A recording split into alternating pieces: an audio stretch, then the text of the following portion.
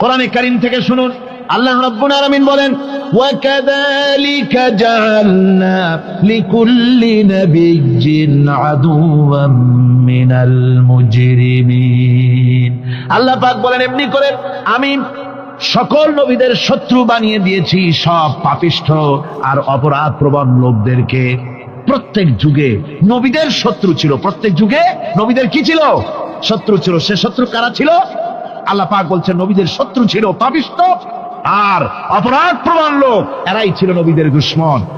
রাসূলগণের অবস্থা যদি এই হয়, তাহলে তার উম্মত, ওই দিনের ধারক বাহক যারা, তাদের বুঝি বিপদ আপদ হবে না নাকি? আল্লাহ পাক বলে, বান্দা যখন আমাকে ডাকে, আমি বান্দার একদম নিকটে, তার ঘাড়ের চাইতেও নিকটে। ওয়া নাহানু আকরাবু ইলাইহি মিন হাবলিল ওয়ারিদ। আমি আমার বান্দার সারা যে রগের উপরে তার মাথা, এর থেকেও আমি আমার বান্দার বেশি নিকটে। সুবহানাল্লাহ পড়ে। আমি তোমার কাছে, আমার কাছে মাপ চাও, যত বড় গুনাহ হোক। ওয়া ক্বালা রাব্বুকুম উদউনি আস্তাজিব লাকুম।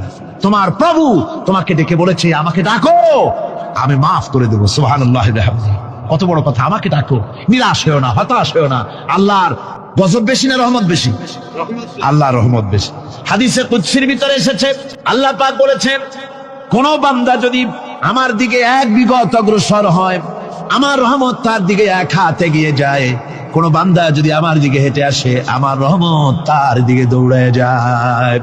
বান্দা যখন আল্লাহর দরবারে দুহাত উঁচু করে চোখের পানি ফেলে দেয়, মুসলিম শরীফের হাদিসের ভিতরে এসেছে, গভীর রাত্রে, রাতের তৃতীয় অংশে আল্লাহ রাব্বুল আলামিন প্রথম আকাশে আসেন আর ডেকে বলেন, পৃথিবীতে আছো নাকি কেউ গুনাহ করে জীবন বরবাদ করে দিয়েছো? আমার কাছে মাপ চাও।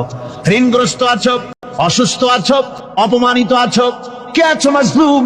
আমাকে ডাকো, আমার কাছে বলো, আমি ডাকের সাড়া দেব, জীবনের আশা পূরণ করে দেব। ওই সময় যেই সমস্ত লোকেরা কাঁদে তাহাজ্জুদের নামাজ পড়ে, আল্লাহ জিজ্ঞেস করেন ফেরেশতারা, অমুক অমুক দেশ অমুক অমুক বান্দারা কাঁদে কেন? ফেরেশতারা বলে, রব্বুল আলামিন তুমি তো ভালো করে জানো। আল্লাহ বলেন, জানি, তবুও তোমাদের মুখে শুনতে চাই।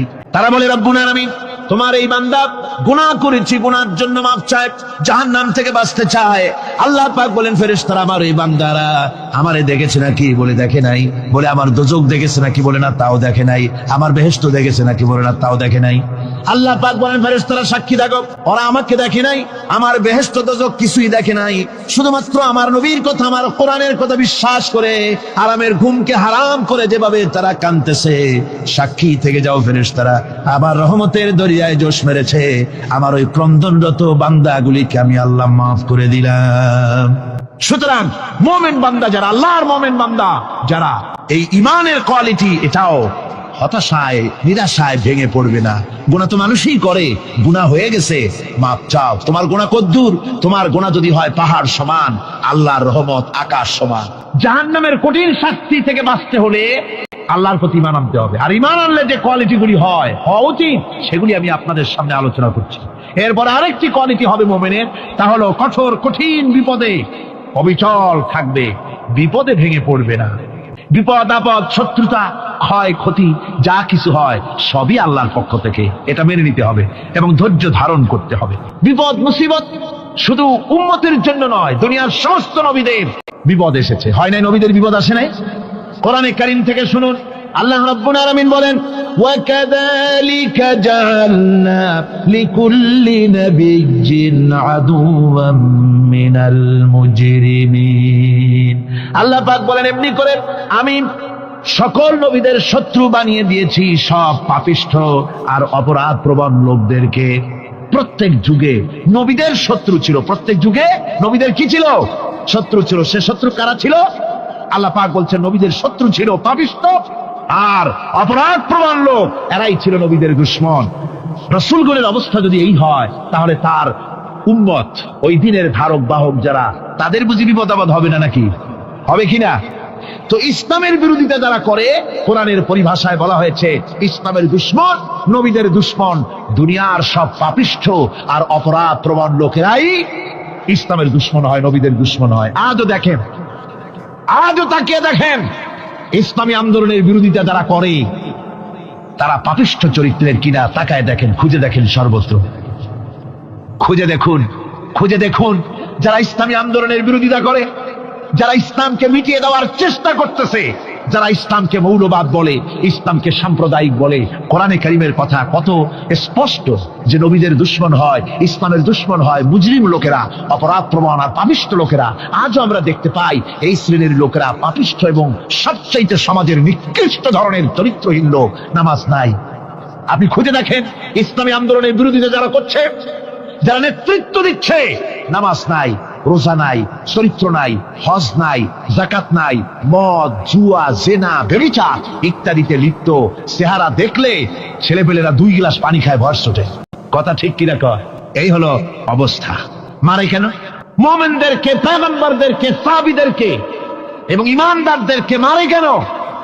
তার কারণ হচ্ছে আল্লাহ রাব্বুল আলামিন বলেছেন, ওয়া মা নাকামু মিনহুম ইল্লা আইয়ুমিনু বিল্লাহিল আজিজিল হামিদ।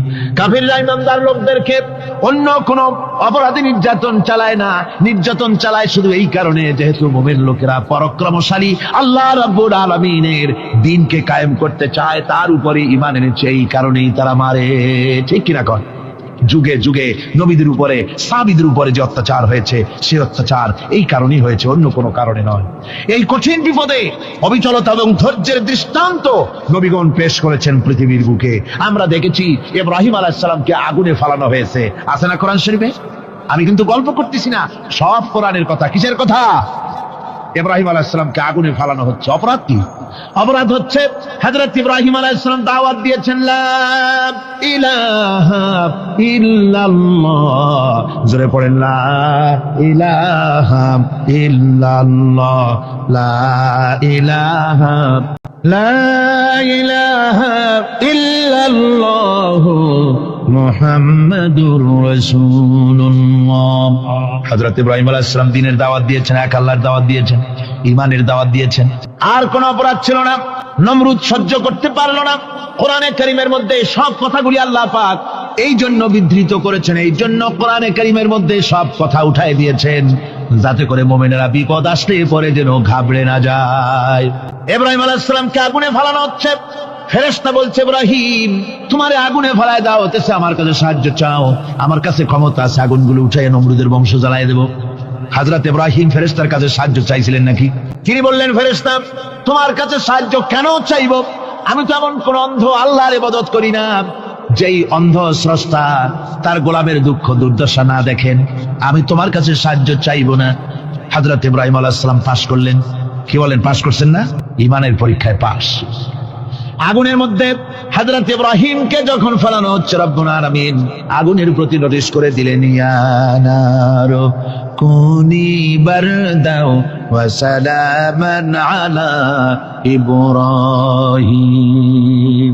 আগুন আমার ইব্রাহিমের জন্য শান্তিদায়ক, ঠান্ডা হয়ে যা। আমার বন্ধুগণ, এখন কি আর আগুনের বাপের ক্ষমতা আছে ইব্রাহিমরে পোড়ানো? ইব্রাহিম আগুনের ভিতরে আরামে বসে আছেন, আর ক্ষমতা নাই। আর ওদিকে নমরুদ বসে বসে দেখতেছে দূর থেকে, ইব্রাহিম তো জ্বলে না, গায়ের মধ্যে আগুন জ্বলে গেল। ডাক দিয়ে কয়, আগুন তোর হলো কি? কেন জ্বালাইতে পারিস না আমার দুশমন রে? হলোটা কি তোর? তোর কি জ্বালানোর শক্তি বন্ধ হয়ে গেল নাকি? আগুনের ভিতর থেকে জবাব এলো, নমরুদ রে, আমার ভিতরে জ্বালানোর শক্তি আছে কি নাই যদি প্রমাণ করতে চাও, টেস্ট করতে চাও, তুই নিজে আয়, তোরে শুদ্ধ তামাম দুনিয়া জ্বালাই দিতে পারি, ইব্রাহিমের এক গাছা পশম জ্বালাই দিতে পারি না। তার কারণ হচ্ছে আমি হচ্ছি মাখলুক, আল্লাহ হচ্ছেন খালিক। আল্লাহ আমাকে বলেছেন না জ্বালাতে, তুমি 1000 বার বললেও আমি ইব্রাহিমকে জ্বালাইতে পারবো না। কোরআনে কারীমে ঘটনা বলে মুমিনদেরকে সাহস দেওয়া হচ্ছে, মুমিনেরা দ্বীনের কাজ করতে গিয়ে বিপদ আবাজ আসবে, ঈমানের দাবি হলো বিপদ আসবে, আর বিপদ আসলে ঘাবড়ায় যেও না, মুসিবতে পড়ে চিন্তায় পেরেশানে হয়রান হয়ে যেও না। বিশ্বকবি আল্লামা ইকবাল কি সুন্দর করে বলেছেন, আজ ভি হোক জু ইব্রাহিম কা ইমা पैदा आग कर सकती है एक अंदाज गुलिस्तां पैदा। ইব্রাহিমের ঈমান যদি আজিও কোথাও হয় বিদ্যমান, করতে পারেন অগ্নিকুণ্ডে খুবসুরত এক গুলিস্তান। আজও যদি আগুনের ভিতরে কোন নমরুদ কোন ইব্রাহিমকে যদি ফেলে দেয়, আল্লাহ রাব্বুল আলামিন আজও আগুনকে ফুলের বাগান বানায়া দিবেন।